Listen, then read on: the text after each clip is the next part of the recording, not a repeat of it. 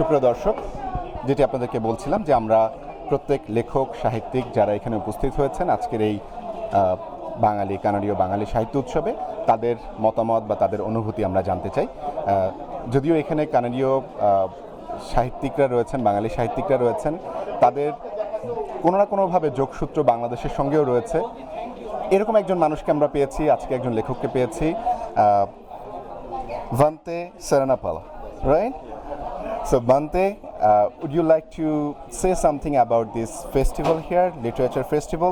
And I'd like to ask you another question, like how you're connected with Bangladesh or literature of Bangladesh. Okay. Well, thank you so much for interviewing us.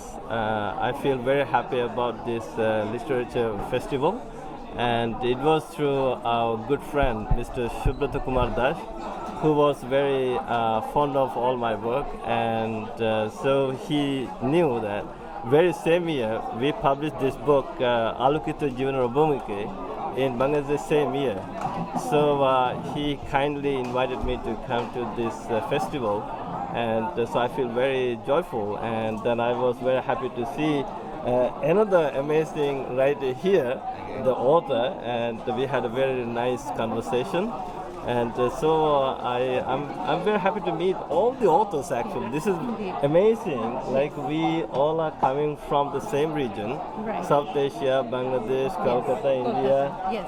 And so I have never seen this many authors living in Toronto, in Canada. So I feel very proud to be part of Bengali heritage.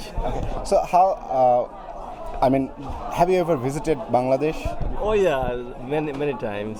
Even this year I was there. Even last year I published this book in Bangladesh. So basically I was there.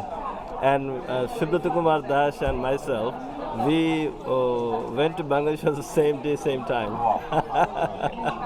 Thank you. Thank you so much. Thank you for your expression of today's literature festival. দর্শক, আমাদের মাঝে আরও একজন লেখক রয়েছেন, দেবাঞ্জনা মুখার্জি। আমরা দেবাঞ্জনা দিদির সঙ্গে কথা বলতে চাই। দিদি কেমন আছেন? আজকের অনুষ্ঠান কেমন লাগছে?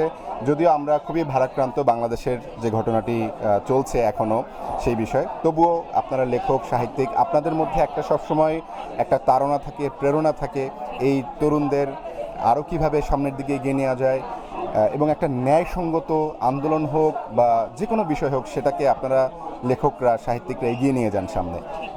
এটা নিয়ে যদি বলেন আজকে একটু। নিশ্চয়ই। প্রথমেই বলি যে অনুষ্ঠানটা তো অনেক দিন আগেই সুব্রতদা ঠিক করেছিলেন যে সবাইকে সাথে নিয়ে এইভাবে একটা বড় আকারে সাহিত্যের উৎসব তিনি করবেন। এবার সেটাতে যেহেতু আরও অনেকে অনেক দূর থেকে এসেছেন, তাই এই অনুষ্ঠান আজকে হচ্ছে, আমরা সমবেত হয়েছি। কিন্তু আমি জানি যে প্রত্যেকেরই মন ভারাক্রান্ত যে নিজেদের দেশে যেখানে বাংলা ভাষার মানুষ যেখানে বাস করেন সেখানে এরকম একটা অরাজকতা চলছে এবং একটা ভয়াবহ পরিস্থিতি, এবং এত মানুষ মারা গেছেন, এবং যারা মারা গেছে তারা তরুণ, তাদেরকে এইভাবে হত্যা করা হচ্ছেই বলা যায়।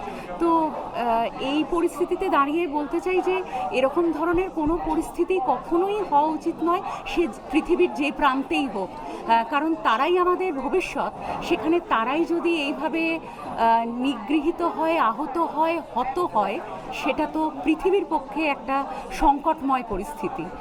তো সবাই মিলে যদি দূরে থেকেও, আমি শুনতে পাচ্ছি যে আমরা ইন্টারনেটের দ্বারা সমস্ত খবর পাচ্ছি না, আমরা বিচ্ছিন্ন, তাও যতটুকু খবর আসছে তাতে আমরা যতটা দূর থেকে তাদের প্রতি সহানুভূতিশীল, কথাটা বলবো না, তাদের পাশে মানবিকভাবে আমরা অবস্থান করি এবং জানাই যে আমরা তাদের সাথে আছি, সেটা বোধহয় তাদের কাছে অনেকটা মানবিকভাবে যে হ্যাঁ, অনেক দূর থেকে অনেক প্রবাসী মানুষ আমাদের পাশে আছেন, সেই আস্থাটা তারা পাবেন এবং তারা হয়তো বুঝতে পারবেন যে আমাদের আন্দোলনটা সঠিক পথে রয়েছে এবং একটা কোথাও গিয়ে যারা উচ্চ পদে আছেন তাদের এগিয়ে এসে এটার একটা নিষ্পত্তি হওয়া উচিত, সেটাই বারবার চাইব।